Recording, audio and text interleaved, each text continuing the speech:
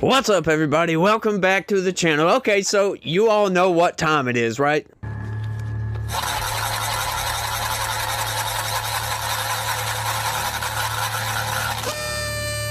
Sir.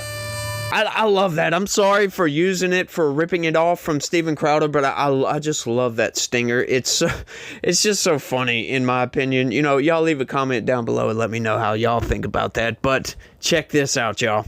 U.S. businesses sue to block Trump tariffs, say trade deficits are not an emergency. Is that so? We know what, when you point it out like that, yeah, trade deficit by itself, no, that's not an emergency. But you know what?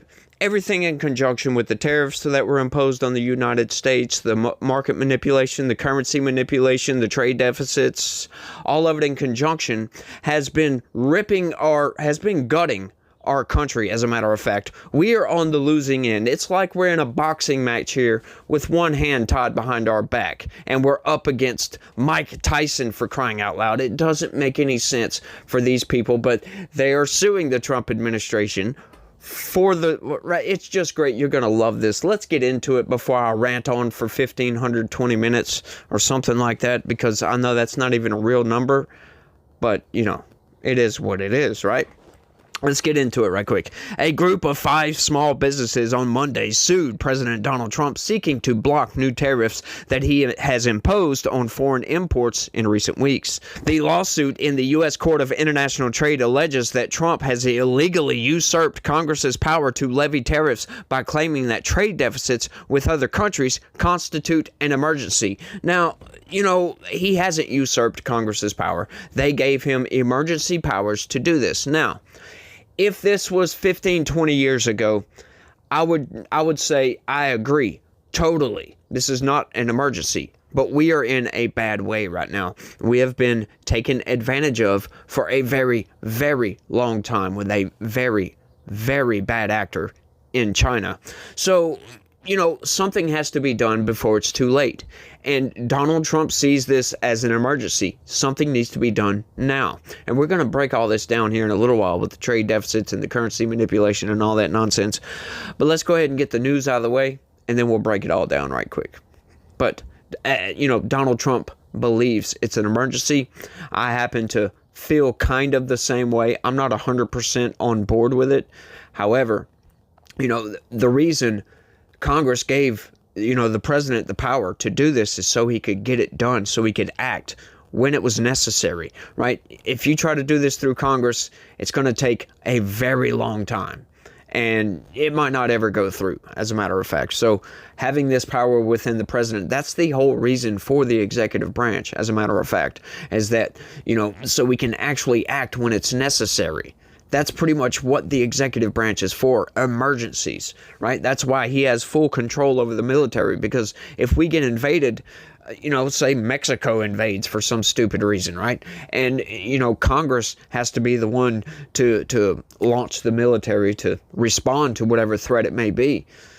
Yeah, that might take way too long, and we might get invaded, like a good bit of our land taken before Congress can act. So, you know, having the president have certain powers, it's a good idea. But once again, Congress has not delegated any such power, the suit says. The statute, the president. I'm not sure what that's supposed to mean. I understand the first part of it, but the statute, the president, whatever that's supposed to mean. But yes, they have delegated emergency powers to impose tariffs at will. Invokes the International Emergency Economic Powers Act, or the IEEPA, does not authorize the president to unilaterally issue across-the-board worldwide tariffs. Well, if it's an emergency, as a matter of fact, it does. It doesn't specify, you know, the tariffs that he can impose on specific countries. It doesn't specify that whatsoever. But I can see, I see with their argument where they're coming from, how they would believe this is an emergency, but once again, we'll get into that. The Liberty Justice Center, which is representing the owner-operated companies, said Trump's so-called Liberation Day tariffs of at least 10% on imports from most countries and higher rates for scores of other nations are devastating small businesses across the country. His claimed emergency is a figment of his own imagination.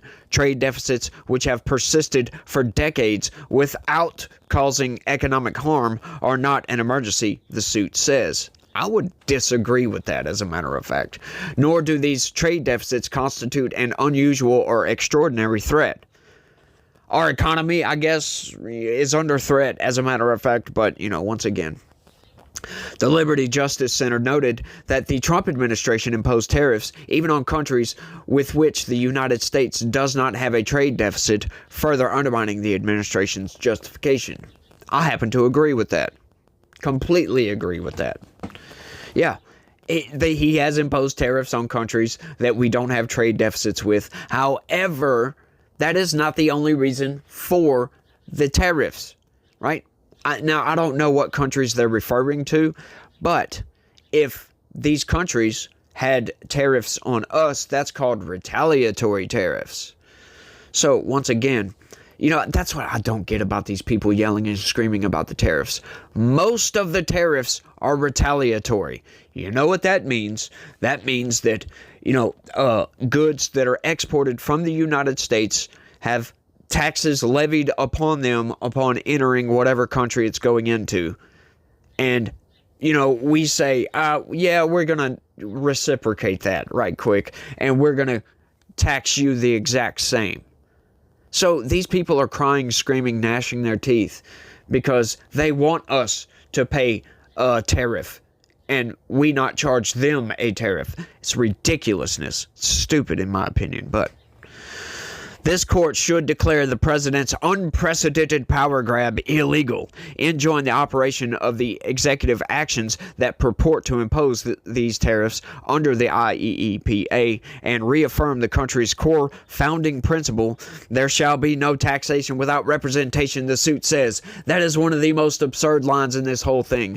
What are you talking about, my guy? We just had a damn election, and the majority of the country, we'll say almost a majority of the country, the plurality of the country voted for Donald Trump, knowing that he was going to start this trade war, knowing that he was going to impose tariffs, knowing he was going to do this and he was going to do that, and blah, blah, blah, blah, blah, blah, blah. The list goes on. So that is our representation as a matter of fact.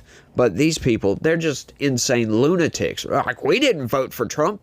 You might not have, but the rest of the country did, as a matter of fact, and that's our representation in the executive branch. As a matter of fact, that is the only representation in the federal government that you and I have. That is the only office that we elect, that the entire country, the entire electorate, elects the president. That's the only one, the president and the vice president, but that they kind of go together, but it is what it is.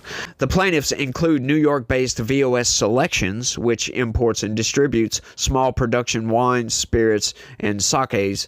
Fish USA in Pennsylvania, a retail and wholesale e-commerce business making and selling sports fishing tackle and related gear. And Geneva Pipe in Utah, which makes plastic pipe conduit and fittings for plumbing, irrigation, drainage, and electrical applications. The other plaintiffs are MicroKits LLC in Virginia, which makes educational electronic kits. Yeah, educational electronic kits. I thought I misread that. And musical instruments, and Terry Precision Cycling, a Vermont-based brand of women's cycling apparel. Terry Cycling has already paid $25,000 in unplanned tariffs this year for goods for which Terry was the importer of record, and Terry projects that the tariffs will cost the company approximately $250,000 by the end of 2025, the suit says. Now, I don't know if that was a typo. The cycling has already paid $25,000 in unplanned tariffs for this year for goods, and for which Terry was the importer of record. Are they trying to say that they had the record high number of imports for that specific? I guess that's what they're trying to say. The importer of record, whatever that means. but I guess that's what it means, so I apologize for that. Terry Cycling in 2026 expects to face an estimated $1.2 million in tariff costs, an amount that is simply not survivable for a business of its size, the suit says. CNBC has requested comment from the White House on the lawsuit. Yeah, now that's the whole lawsuit right there. But let's go ahead and jump into this right quick, and I'm going to pop up a few graphs just to kind of show you guys what's going on here. Trade deficits. You might ask, what the hell is that right off? That's when we buy more stuff than we sell to other countries. Well, it's kind of a slow motion train wreck, if you will. Since 2005, America's trade deficit has been ballooning like a bad sitcom that nobody actually asked for. In 2024, our goods trade deficit hit $971 billion. Yeah, that's billion, by the way. That's nearly $1 trillion we're sending overseas to mostly places like China, who aren't exactly sending us a thank you letter. Back in 2006, the deficit with China alone was $232 billion. By 2024, it's over $400 billion. You do the math. Yeah, that's bad, by the way. It's really bad. It's like lending your buddy $100 a week and him paying you back in a half-eaten taco, by the way. That money leaves our economy, kills jobs, and funds other countries' growth. Manufacturing, the backbone of the American dream, has been hit the hardest. Since 2000, we've lost over 5 million manufacturing jobs, many tied to trade imbalances. Places like Ohio and Michigan, ghost towns where factories used to hum. The steel industry, auto parts, textiles, poof, just gone because cheap imports flood our markets. Meanwhile, we're stuck buying overpriced iPhones assembled in Shenzhen. Now let's talk currency manipulation, the sneakiest trick in the globalist playbook. Countries like China, and don't act shocked, it's always China, right? Playing us like a damn fiddle. They artificially keep their currency, the yuan, weaker than a soy latte. How? By hoarding dollars, messing with exchange rates, and printing money like it's monopoly cash. A weak yuan means their goods are dirt cheap here, while our exports cost an arm and a leg over there. It's like fighting a boxing match with one hand tied behind your back, like I was talking about earlier. From 2000 to 2015, China's manipulation was on steroids. Studies estimate it cost us 2.4 million jobs, mostly manufacturing, because their exports were 15 to 20% cheaper than they should have been. Even after some pressure from the Trump years, China's still at it, just sneakier. In 2023, the central bank was still managing the yuan to stay competitive. What was the result? Our trade deficit with them keeps climbing, and American workers get the short end of the stick. It's not a coincidence that every Walmart aisle looks like a Beijing flea market. And don't get me started on trade barriers. These are the walls other countries build to keep our goods out while we roll out the red carpet for theirs. Take the European Union. Oh, they love preaching free trade while slapping 10% tariff on our cars. Meanwhile, we charge them 2.5%. Fair, right? No, I don't think so. China's even worse. Their tariffs on American autos hit 25%, and that's before you deal with their non-tariff barriers, fancy talk for red tape designed to make exporting impossible. Try selling American beef in Japan or tech in India. Good luck navigating their labyrinth of regulations, quotas, and safety standards that magically don't apply to local companies.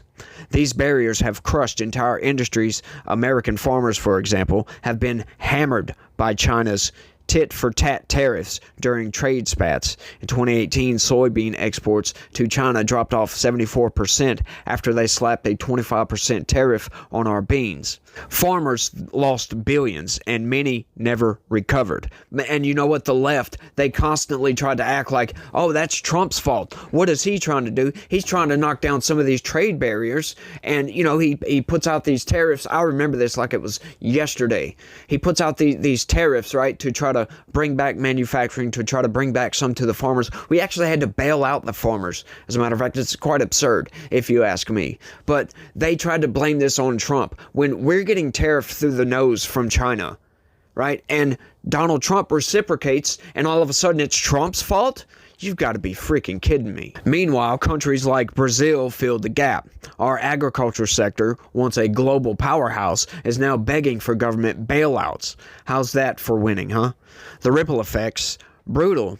Trade deficits mean less money circulating in our economy, so businesses can't expand, hire, or innovate. Currency manipulation makes it impossible for our companies to compete, so they either move factories overseas or shut down. Trade barriers lock us out of markets, so our exporters think Boeing, Caterpillar, or even small businesses lose billions in potential sales. The result is a weaker dollar, higher debt, and an economy hooked on cheap imports like a junkie chasing a hit. Let's talk numbers for a second, because I know you love them. The Economic Policy Institute begs the trade deficit's job loss at 2.8 million between 2001 and 2018. That's not just stats. That's families losing homes, kids skipping college, and communities turning into meth labs. Actually, a 2017 study said China's tricks alone shaved 1.5% off our GDP annually.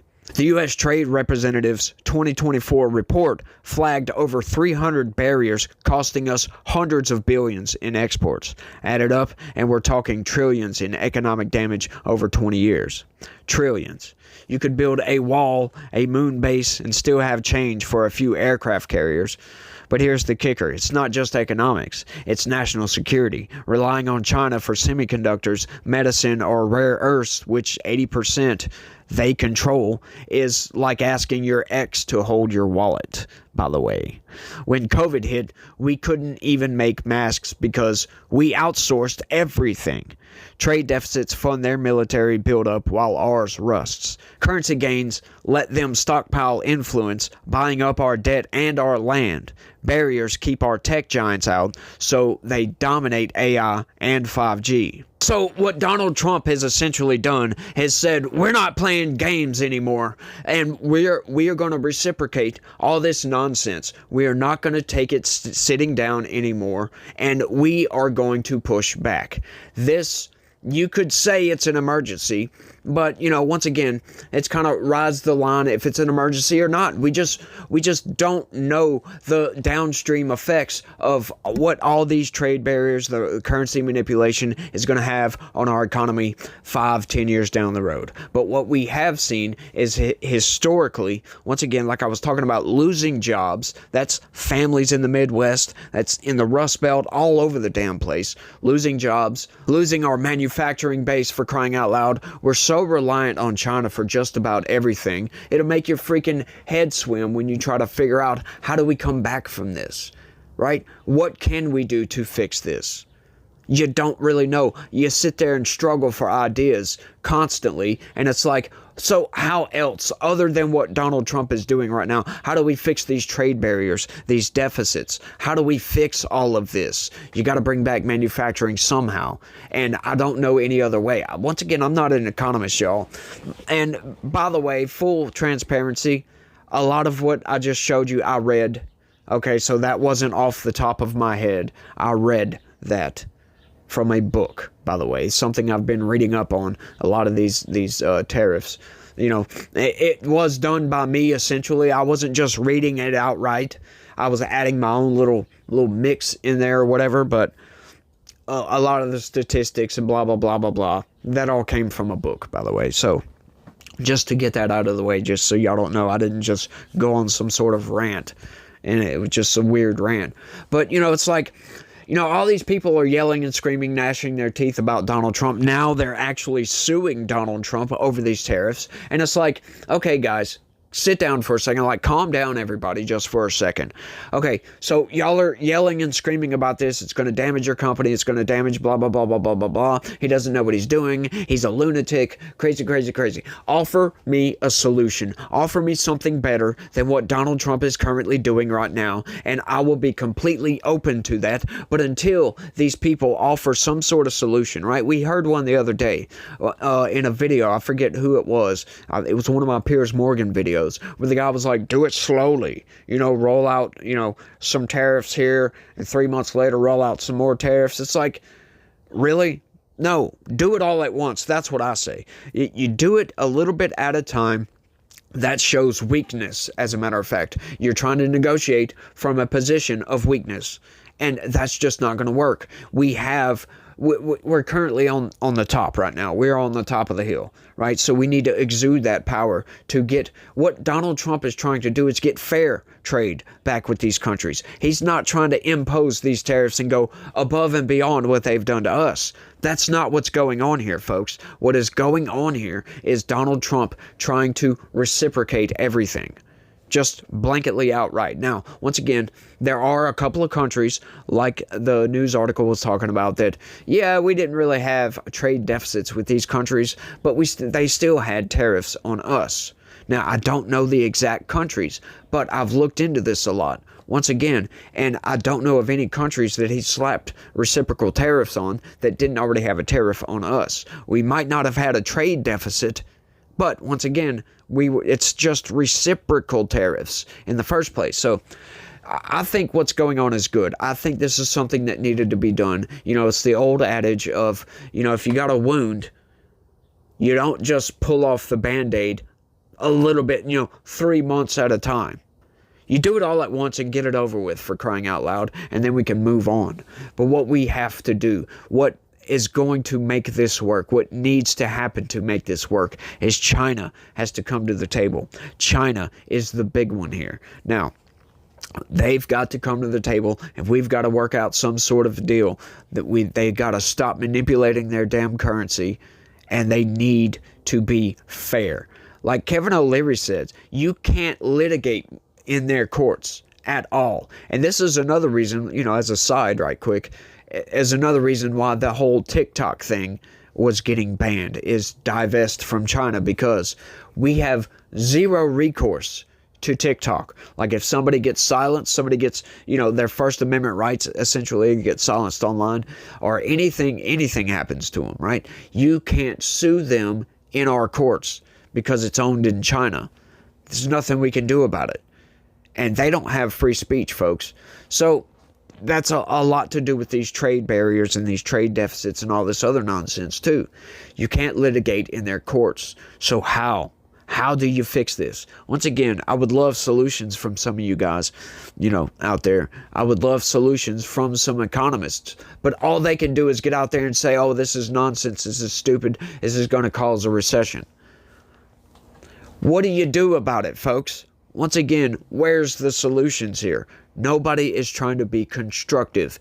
This whole tariff situation is the entirety of the corporate media is being very, very reductive, and that helps nobody.